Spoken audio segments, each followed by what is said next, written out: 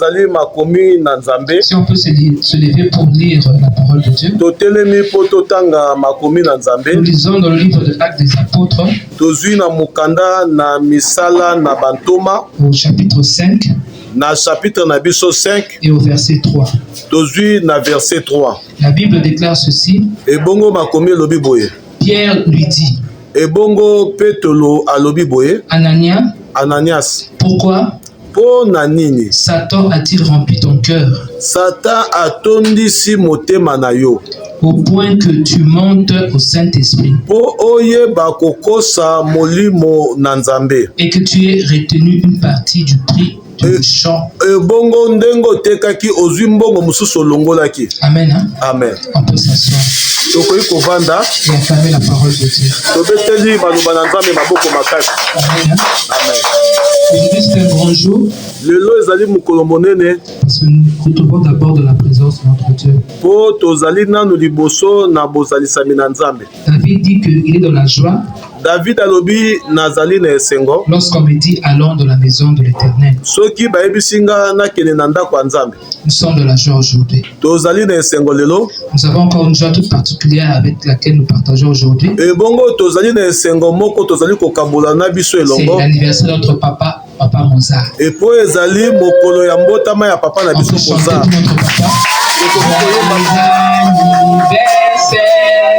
Joyeux anniversaire, joyeux anniversaire, papa Mozart. Joyeux anniversaire, Botama et l'amour, Botama et l'amour, Botama et l'amour, papa Mozart. Botama et l'amour. Merci beaucoup. Merci papa pour tout ce que vous faites pour nous et pour ce que nous sommes devenus grâce à vous. C'est vrai ce matin, et natongo na lelo, nous aimons toujours faire une marche arrière. Tomekaka tango nyoso tu kosala mwandambu na sima.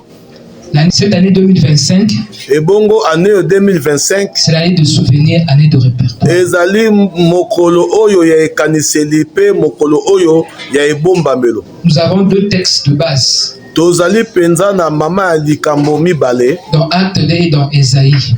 Na mukanda na arte na mukanda pe na Ésaïe. On nous parle de deux personnages. Bazoyebisa biso batu ya mibale ya minene. Ézéchias ainsi que Tabitha. Ézéchias na Tabitha. Ézéchias était un homme intègre. Ézéchias azaki moto moko ya sembo. Qui craignait Dieu. Oyo abandai kobanga Nzambe. Mais Dieu a envoyé son serviteur lui avertir. Et bongo Nzambe atindaki mosali na ye po aya kokebisa ye. Pour lui dire que le moment est arrivé pour lui de donner des ordres. Et ezalaki ngonga oyo kokaki na ye po alaka bato. Pas pleurer. Ézéchias abandai kolela. Il a dit Seigneur, souviens-toi. Alobi Nzambe kanisela ngai. Dieu a changé son sort. Nzambe alongolaki oyo ye alobaki. Tabitha par contre. Et bongo Tabitha pe. C'était une femme qui s'occupait des veuves. Azalaki mwasi abandai kosalisa bato mingi. Et lorsqu'elle est décédée, na tango ya akufi. Ces femmes ont présenté les œuvres. Et bongo bato babandaki kolakisa nde misala na ye. Aux apôtres. Na misala na ye pa ya batoma. Ils ont supplié. Et bongo babandaki kobondela bantoma boye. Et cette femme est revenue à la vie. Mwana mwasi oyo ebongi akufa te azonga na bomoi. C'est ainsi que cette année. Yango wana ezalaki mbula wana. Cette année on dit que c'est l'année de souvenir, l'année de répertoire. Et bongo mbula oyo ezali mbula ya souvenir pe mbula ya ebombamelo. Dieu se souvient de qui?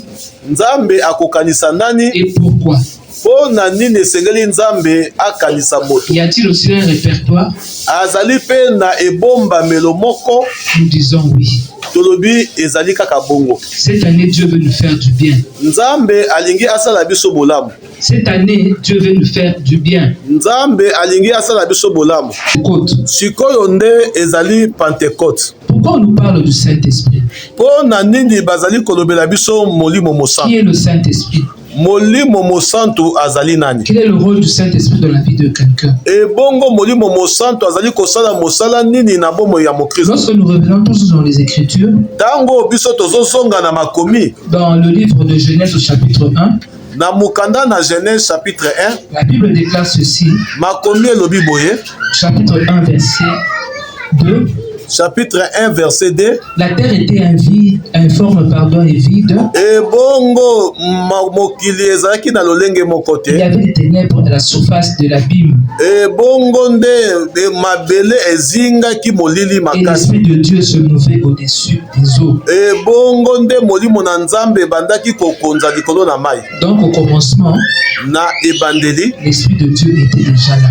molimo na nzambe ezalaki deja. Il y a Dieu le Père, le Fils et le Saint-Esprit. Ezali nzambe tata mwana pe molimo mosantu. Chacun a un rôle bien précis qu'il joue. Et bongo moto na moto azali nde na mosala oyo ye azali kosalaka. Le Père a engendré le Fils. Et bongo papa ya boti mwana. Le Fils à son tour, lorsqu'il est venu, il a accompli sa mission. Et bongo pe mwana na oya ye asali mosala na Et ye. lorsqu'il devait partir, il devait prévenir ses disciples Et bongo pona kokende na ye esengelaki ayebisa bayekoli eloko moko. qu'ils ne sont pas seuls, Ye azakaka ye moko te. qu'il enverrait le Saint-Esprit. Ye nde akobondela tata po tata atinda molimo mosungi molimo mosantu. Lorsque nous prenons toujours la Bible, Tango tozali kozwa tango nyonso makomi na nzambe dans le livre de Jean, na mokanda na Yohane au chapitre 14, chapitre 14 au verset 16, verset 16 la Bible déclare ceci. ebongo makomi elobi boye Et moi, je prierai le Père. ngai nakobondela epai ya tata Il vous donnera un autre consolateur, ebongo papa akotindela bino mosungi mosusu afin qu'il demeure éternellement avec vous.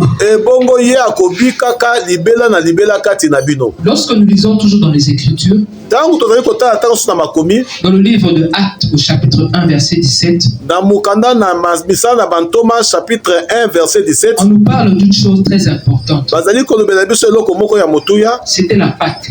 ezali pasika. Beaucoup de gens se sont réunis en ce temps-là pour célébrer la Pâque. Bato mingi babandaki kosangana po bayeba kofete oyo ezalaki feti ya Pâques. Et les disciples également étaient réunis quelque part. Ebongo bayekoli basanganaki esika moko. Et tout à coup, Ebongo mbala moko. il y a eu un vent impétueux. Ebongo mokolo wana ya Pentecôte ezalaki mopepe makasi eyaki kokotela bango. Les disciples ont été baptisés, ils ont reçu le Saint-Esprit. Ebongo bayekoli babatisamaki na molimo mosantu. Et ils sont mis à parler à des langues qu'ils ne connaissaient pas. Bakomaki koloba na minoko ya sika minoko mosusu bande koloba oyo bango bayebaki kososola Et yango. à Jérusalem, en ce temps-là, il y avait également des gens qui sont venus adorer Dieu. Ebongo na Jérusalem bande kosala mesano ya bato babande koya pona bayeba kokumba Et belanga. ces gens ont écouté les disciples parler en leur propre langue. Ebongo baye kososola ete baye koloba bandi koloba minoko na biso o bazaki ekolo mususu. Ils pensaient peut-être qu'ils étaient ivres. Bakanisaki ete mbala mususu balangwe. Ils n'étaient pas ivres. Balangwaki te. C'est ainsi que Pierre s'est levé Ebongo Petelo yende atelemaki. pour leur dire que c'était ce que le Père avait promis et que les disciples ont reçu. Oyo nde bazwaki ezalaki malakisi pe ezalaki ba promesse oyo papa nde alakaka bango. C'est la vérité. Yango nde Le ezalaki solo. Saint-Esprit. Molimo Donc mosantu. ils n'étaient pas ivres parce qu'ils ont pris du vin, mais ils ont reçu le Saint-Esprit. Ebongo balangwaki te po bamelaki keni me ezalaki nde molimo mosantu. Et lorsqu'ils ont reçu le Saint-Esprit, Tangu bango bayambaki molimo ils mosantu ont été maintenant des hommes accomplis. esengelaki na bango bayeba kokokisa. Ils ont pu maintenant faire comme il se devait la mission que Dieu leur avait confiée. Yango nde esengelaki bakokisa oyo ezalaki etinda nzambe atindaki bango. Ils sont allés annoncer l'évangile dans toute la terre.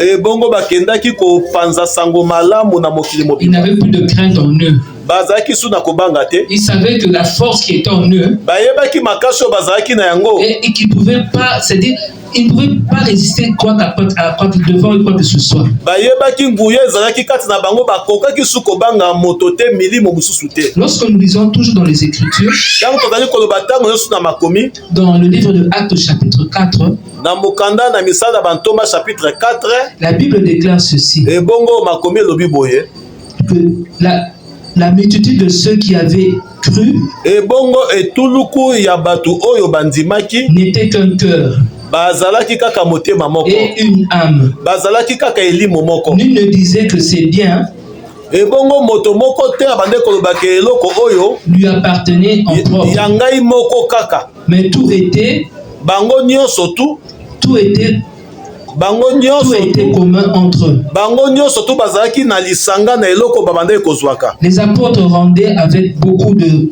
force témoignage Ebongo bantoma babandaki koyeba kotatolama de la résurrection du Seigneur Jésus, ebongo lisekwa Yesu etatolamaki. et une grande grâce reposait sur eux. Ebongo ngolu moko munene ekitelaki nde bango. Car il n'y avait parmi eux aucun indigent. Ebongo kati na bango mobola moko te azalaki. Ce qui a poussé Anania et Saphira Eloko esalaki Ananias na Safira de prendre leur parcelle ebongo bateka oyo ezalaki bandako na bango et to de misala na prendre bango cet argent bazwa mbongo et de wana remettre aux pieds des apôtres. Parce que c'était la bapesa coutume. yango na maboko ya bantoma paske yango nde ebandaki kosalama na momesano bongo. On nous a fait voir que dans cette église il y avait l'amour. Il n'y avait qu'une seule âme et un seul corps. Ebongo na kati na etonga wana ya primitive bazalaki na bolingo mpe bomoko. Donc il n'y avait pas des personnes indigentes parmi eux. Ebongo kati na bango mobola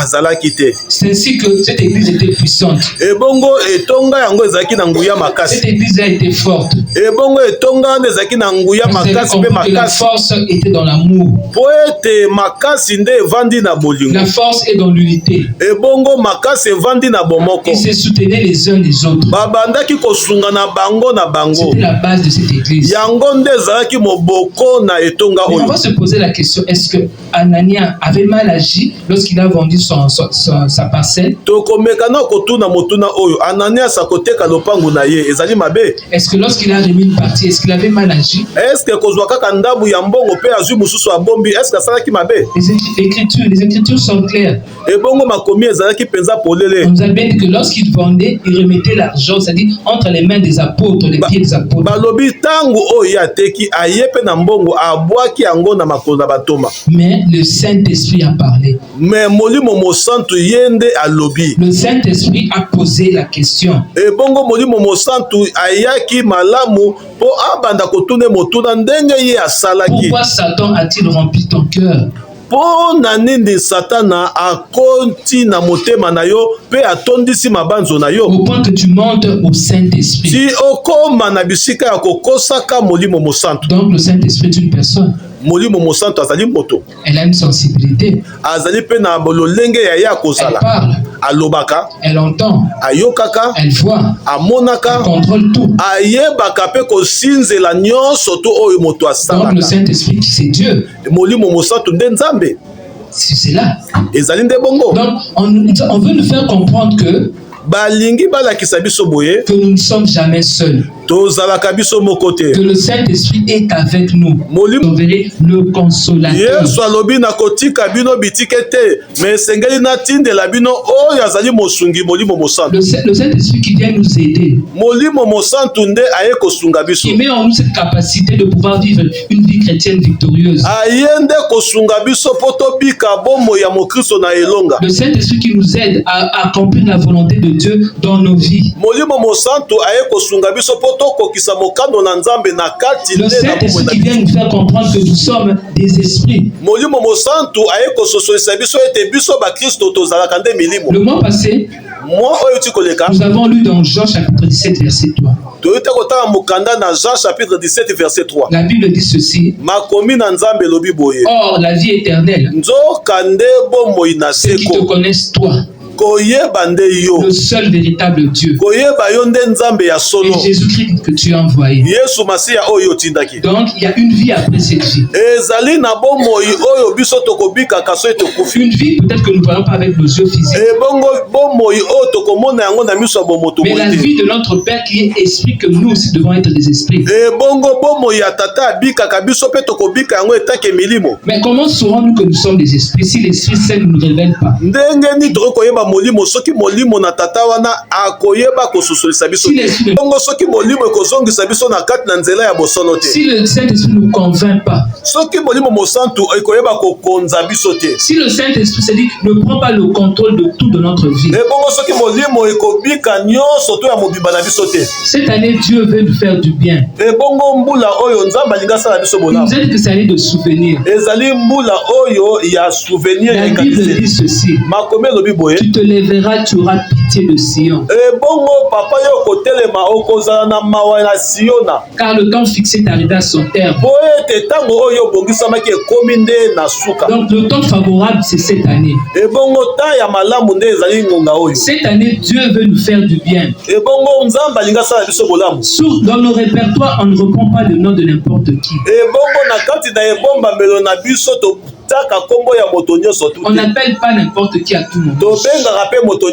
On appelle les personnes que nous aimons. On appelle des personnes peut-être avec qui nous avons fait des affaires ou quelque chose dans ce genre. On appelle souvent papa parce que c'est notre papa. Mais quand une personne dans ton répertoire, tu ne vois pas l'utilité, nous effaçons. Mais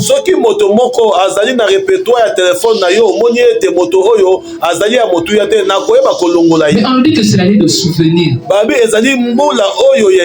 Dieu va se souvenir de qui et pourquoi. Dieu va se souvenir parce qu'il s'est décidé de nous faire du bien tout simplement. Il s'est souvenu de ceux que